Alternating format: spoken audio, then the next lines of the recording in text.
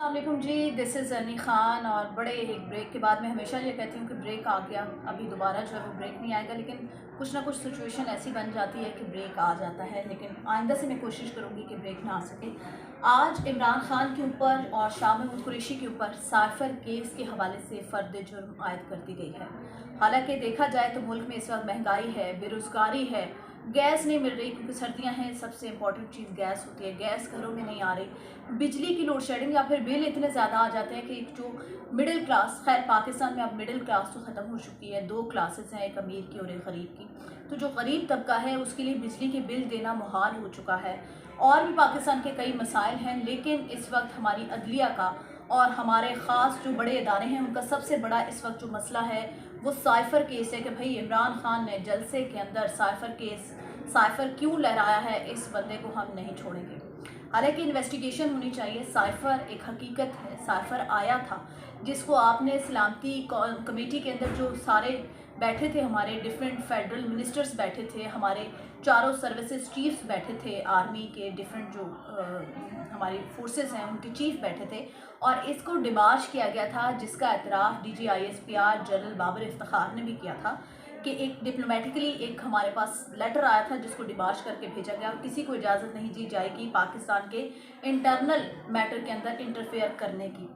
लेकिन chairman PTI क्योंकि jail के अंदर हैं, तोशा खाना का भी इतना कोई स्ट्रॉन्ग केस नहीं बना सके।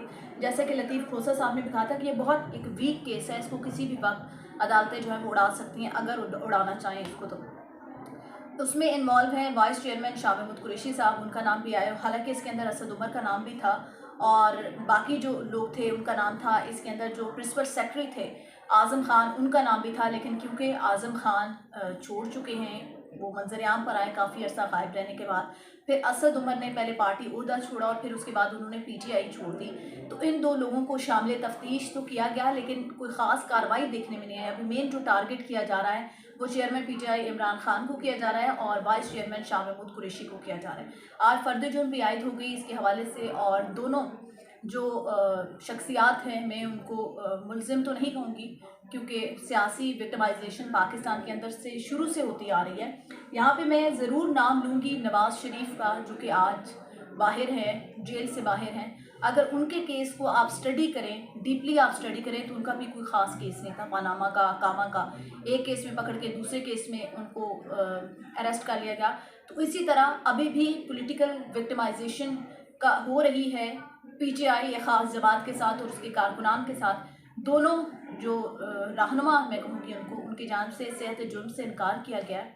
लेकिन यहाँ पे एक अलार्मी बात यह है कि साबिका वज़ीर आज़म आपके रहे हैं और साबिक वज़ीर ख़ारजा रहे हैं शाह महमूद कुरैशी, लेकिन उनकी फ़ैमिली को बहुत सारे तहफ़्फ़ुज़ात हैं जिसका आज इजहार भी उनकी जानिब से किया गया।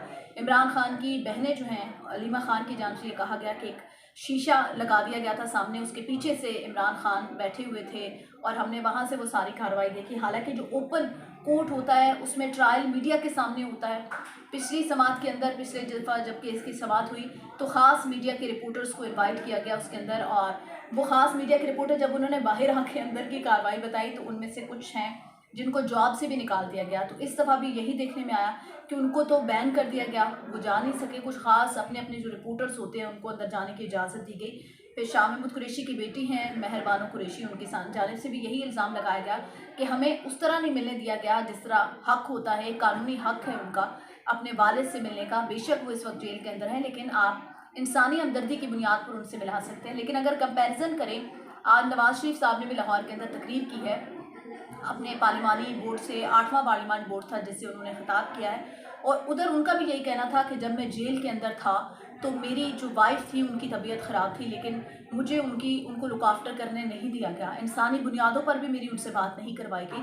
तो जो सियासतदानों को शुरू से पॉलिटिकल निशाना बनाया जाता है, विक्टिमाइज़ किया जाता है, वो ख़त्म नहीं हो रहा, वो सिर्फ शफलिंग हो रही है। कल को एक पार्टी के साथ था, आज दूसरी पार्टी के साथ, कल एक लाडला था, आज दूसरा लाडला बन चुका है। तो ये सिस्टम जब तक ख़त्म ये चीज़ नहीं होगी, हमारी अदलिया जो है वो मजबूत कभी किसी सूरत भी हमारी अदलिया मजबूत नहीं हो सकती। इन सारी चीज़ों को अब वक्त आ गया कि इसको ख़त्म होना चाहिए और सिर्फ हमारे जो सियासतदान हैं उनको एहतसाब के कटहरे में नहीं लाना चाहिए, बल्कि जो हमारी अदलिया है, हमारे जो जजेस हजरात हैं उनको भी अब एहतसाब के कटहरे में आना चाहिए, क्योंकि पहले जिन्होंने पानामा और अकामा पे निकाला, आज वही अदालतें जब नवाज शरीफ को बरी कर रही हैं ना, तो वो जो सारा टेन्योर 4 साल गुजरे मुल्क से दूर और जेल के अंदर नवाज शरीफ और मरियम के, और अभी अगर हम देखेंगे कि 4 या 5 साल बाद इमरान खान को भी बरी कर दिया जाता है, तो ये जो सारा बीच में ड्यूरेशन गुजरता है, ये जो एक ख़ानदान एक फ़र्द जो जेल के अंदर रहता है, वो जो अजियत भुगती जाती है, उन जजेस से भी एहतसाब होना चाहिए कि आज अगर वो केसेस ख़त्म हो गए हैं तो कल आपने किस बेस पर